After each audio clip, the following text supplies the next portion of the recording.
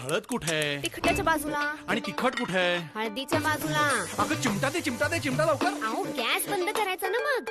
पाटा आणि वरवंटा ठेचायला खलबत्ता. पाटा आणि वरवंटा ठेचायला खलबत्ता. वांग्याचं काय होणार नाही, जिऱ्याचं मोहरीशी भांडण बाय. कोची बिची होऊ दे थोडीशी मिरचीची फोडणी. येणार अंगाशी वाजणार शिट्टी. कुकरच्या आती पाय पाय पाय पाय ग.